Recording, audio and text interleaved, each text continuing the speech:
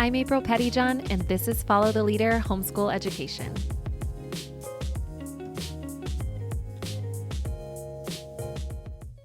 Hey everybody, welcome back to Follow the Leader Homeschool Education. I am April, and I feel like it's been a minute. It's only been a week. We took off a week for just some rest. It's always good to have a little break. So I hope you guys took advantage of that time to maybe catch up on some episodes that you had missed out on, share them with a friend. So speaking of friends, I have a new friend here. This is Jami Glenn, and she is the founder of Sacred Ground Coaching, and I am so excited for you guys to meet her. She has just a wealth of information to share. We're going to jump in pretty soon, but first, of course, I have Jami bringing her coffee mug that's important to her, and as soon as she pulled it out, it said Hamilton down the handle, and so big shout out to Christina. I was like, another Hamilton lover. What am I missing out on? So, all right, why don't you tell us? Have you not seen it? No, I haven't seen it. Oh my I know. word. And she's going to be extra mad because when she brought it up, I was like, okay, I'll watch it. Okay. But I haven't still. It's really great art. It's so good. But the reason it's not necessarily just Hamilton, we love shows and musicals, Broadway. That is like one go-to for our family. It's a hobby. We really do. We just love anything Is that your live whole theater. family, your husband included? Yes. And Okay. here's the deal. Honestly, we've been married for almost 18 years. Mm-hmm. We watched High School Musical with our kids for the first time, maybe like 2 years ago. Our girls are 12 and 10. And April, I had no idea he was so into musicals until he was obsessed. He was like, I looked over and he's like totally jamming out. Are you and I'm allowed like, to share this? Oh, for sure. He will be the first one to share it. He loves them. He loves musicals. So anyways, yeah, I brought that because it's just a really large part of our family. We just love going to live theater. Oh, yes. So I do as well. My husband does not share that sentiment at all. He does know that I love Les Miserables. Okay. And so it was when the movie came out, though. And so he knew I wanted to see it. I had been talking about it. I don't know if we were married yet. We may have still been dating. We were probably dating, which is why we went, but no. So he took me to see it, and I think it was probably 30 minutes in. He did not know what he was in for. It's long. It's so long. He leans over and he goes, do they sing the whole time? It's like, I'm was like, not understanding the concept here. The whole time. Whole time. But to his credit, Yeah. it came through Springfield maybe 3 years later as like off Broadway, like Yes. live production. Yes. And he took me again and we saw it What a live. guy. So I was like, look at What you. a guy. I mean, yeah. That's awesome. Major Yes. points. Well, and that's a no joke one though. Yeah. I mean, that is, It's it might intense. be the long, I don't know if it's long, It is but it super is long. very, very long. I remember I first saw that when I was in 8th grade, and I was kind of new to the whole theater life, honestly.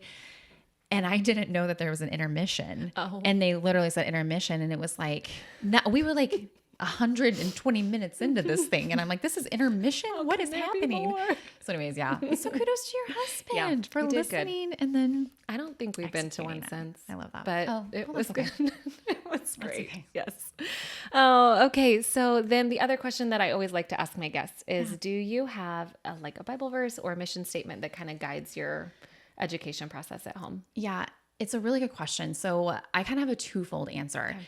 The first one, really the mission statement, is that we just want our kids to love Jesus, love themselves, love others, and love learning. So really when we're, reevaluating every year, we're like, okay, what is going to bring us into that goal? And so that's kind of, for me, that's what I am asking myself, my husband. I love how simple that is. And Yes. as soon as you said that, it took me right back to God's word when Jesus is like, what's the most important commandment? Love the Lord your God with all your heart and love others. Yeah. Really, that's what he honed it down to. And that's exactly what you're doing. That's great. Yes. So that's really for us, for the parenting journey of home education. But for our kids, we have a list of values that our family has created. And we really do fall back on those values a lot. Like they're hanging on our wall, but it's not like live, laugh, love, like, like a Hobby Lobby thing that like, you never look at. It's on our staircase. And so we see it consistently throughout the day. And like in coaching conversations, we come back to that. So specifically for homeschool, they're going to sound so ridiculous, but they really do mean something to our family. And we created it as a family. The first one, as far as homeschooling goes, is eat the frog. Are you okay? So we have, that's one of our values that we have hanging on the wall. And it is a great conversation starter because people will see it and be like, what does that mean? What does that mean? So eat the frog. I think it was attributed to Mark Twain. Have you heard that? Oh, Who do you think? I don't know. I've always heard that it was Mark Twain, but I honestly don't know. That would track for but sure. I don't know that I've ever really had it connected to anybody specifically in my mind. I'm not for sure. Okay. I don't know, but I had heard Mark Twain. So anyways, the premise is if you have to eat a frog, do it first thing in the morning to get it out of the way. Yep. For us in homeschooling, that is math. Yeah. So we eat the frog every morning by getting math out of the way. Doing it, we lean in and we do the hard thing so that the rest of the day feels easier, right? And you don't have that hanging over your head. Some other values that we have are like clear as kind. So when we're setting boundaries with our siblings or with our friends, we have like lead with gratitude, same team. That's a great one for sibling I love fights. Like we will just come in and say, hey, same team. What's a win for you here? What's a win for you here? Let's find a win together. So can I ask you just very practically, when you guys were coming up with these as a family, what did that look like? Was it like an evening and really you're like, hey, we're going to make popcorn and we're going to all sit down as a family and we're going to come up with these. Everybody gets input. What did that really look like? Yeah, it's a really good question. So I'll backtrack a little bit. My husband and I we're pretty nerdy about, he more so than I am, about systems. That's what he does for a living. He builds systems and builds teams. Okay. So every year around New Year's Eve, he and I go to a hotel and we call it right, wrong, missing, confusing. And so there's like anchor charts all over the hotel wall. This is amazing. Anchor charts all over the hotel walls. And we'll say, okay, we look back at our calendar, we look back at our budget for the last year, and we say what was right about this year, what was wrong about this year, what's missing, and what's confusing. Wow. And 2 years ago on confusing, we had in that quadrant of like, we don't really have values. Like we don't really have like family stated, like on the wall values. And so anything in that confusing quadrant, that's typically something that we can brainstorm and solve pretty quickly. Yeah. So we went home the next day and we did exactly what you said. Like we made it fun. We did Chick-fil-A because that's our go-to. Oh yeah. So we got Chick-fil-A and we really just started talking about, like what are some things that you hear? Like what's a soundtrack for our family? What are things that you hear mom say, dad say? What do you guys say a lot? Like what are some things that are sticky that we say a lot? And truly those were things that we were already saying. So it was pretty easy, but we did it together. We all had big anchor charts. I guess I'm like an anchor chart. I just love it. It's so fun. It is. Yeah. So like the big poster paper. Yes, the big poster paper. Yes. So we each had an anchor chart and we wrote things down and the kids drew some brain pictures just to kind of get it flowing. And we created it together. Like, if it was on all four of our charts, it was an automatic yes. There were some debates, on like, should that be like, is that, like above all one of our family values? So it was really, really fun. And it's a living, breathing document. Now I will say, I say that as a mom, but it is painted on the wall. So it would be a little bit difficult to be set. It's pretty set. But I would assume, and I would hope that would change with the seasons, as they get older, that those will probably, there will be some that stay the same for sure. So maybe you guys revisit that. Exactly. Yes. Every so often. Absolutely. Yeah. Absolutely. But we really want those to guide. So let's say a family sits down to do that. They're listening. They're like, I love this. I want to do this. This is missing in our family. I want to do this. They sit down. Maybe their kids are older. Maybe they have teens.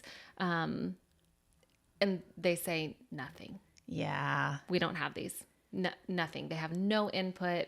How would you prompt that? How would you guide that? Or maybe the family really hasn't instilled this. Sure. How can they start instilling this now? Yeah. So I think I would start with a question. So always with curiosity, lead with curiosity, especially with teens, So my question might be, now I will say, like, full disclosure, we did not have that problem. Like our girls were like ready to go. Yes. They loved it. But I think I would ask the question of, what's a house that you love to go to? And what makes that house or a home, what makes that place somewhere you want to be? That's so great. What are some sounds that you hear? Yeah. What are some smells that you smell at that home? What are some words that you might hear at that home? Yeah. And that, I think, would probably get them. Or the opposite, like, hey, what's a place that you wouldn't want to do be. not want to be at? And let's brainstorm, what does that look like? I love that. And maybe get it, get it going like that. Because I could see a mom or a dad listening to this and saying, I want to do this. I'm going to do this with my family.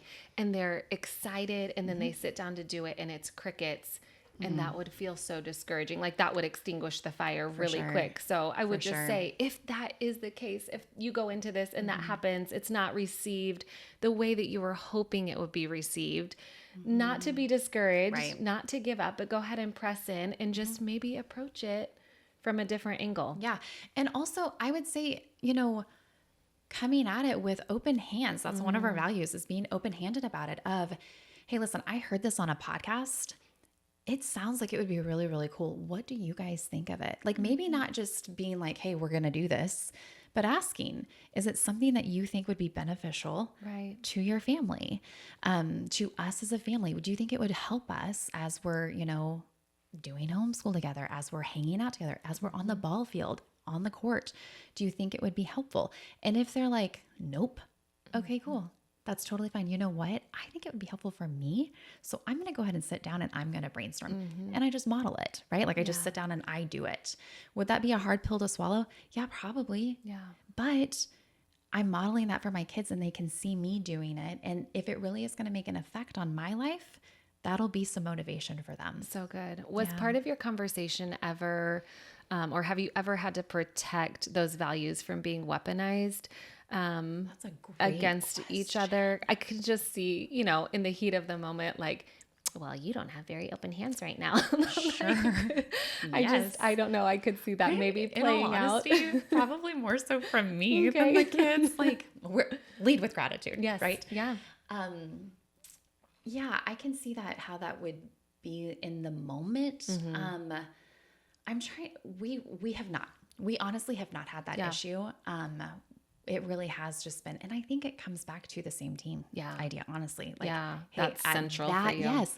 That language of like, hey, this is a win for me. What would be a win for you? Yeah. Even when they're young. That's good. That having that, that buy-in of like, oh, she really means it. We really are on the same team here. Right. You know what I mean? Yeah, I do. That's so good. So I think by this point, you can probably kind of tell that Jami is well-versed in all of this. She knows what she's talking about. So I think this would be a good time for you just to give our viewers and listeners some background, some insight into what it is that you do on a regular basis. Yeah. Okay. Well, I own Sacred Ground Coaching. It's a coaching business, and I help families with tools, tips, and scripts to move through big behaviors and big emotions with ease. That's my tagline.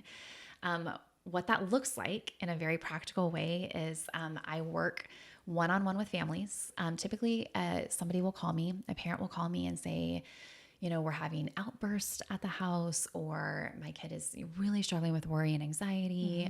We're having angry meltdowns, things like that. Behaviors, emotions, right? And then I work with that family, the entire family, on tools.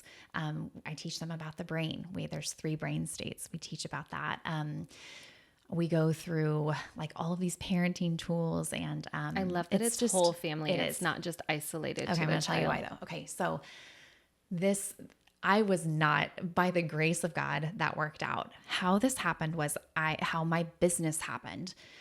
I've always been working at the Springfield Dream Center, not always, but for the last 7 years, I've been their emotional wellness coach. That's a local nonprofit, and we serve some kiddos from Bowerman Elementary and Reed Middle School.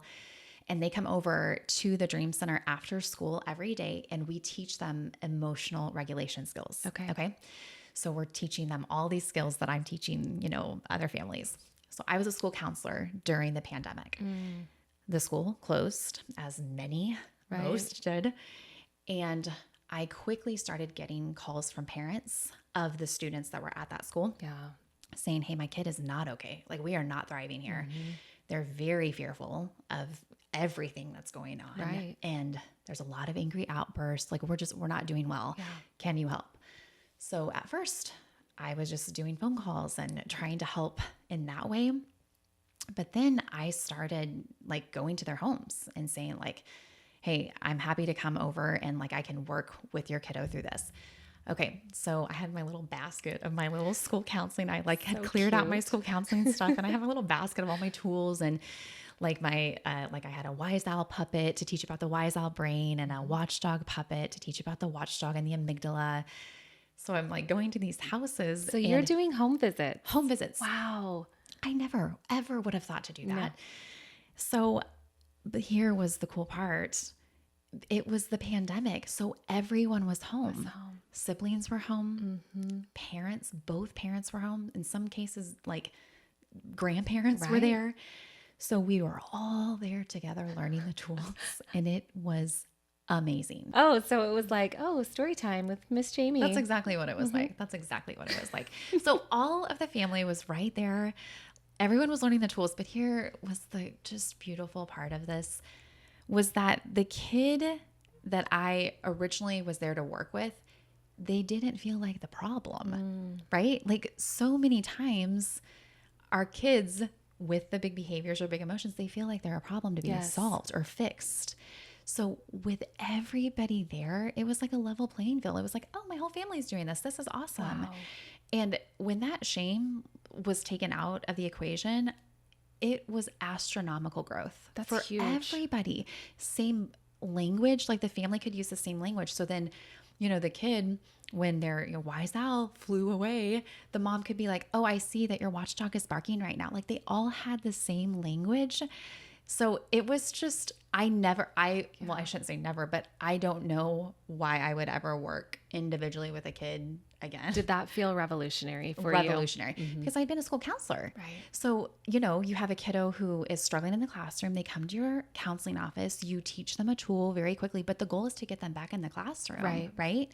And you never really got to see the parents or interact with them unless there really was like a high need behaviorally.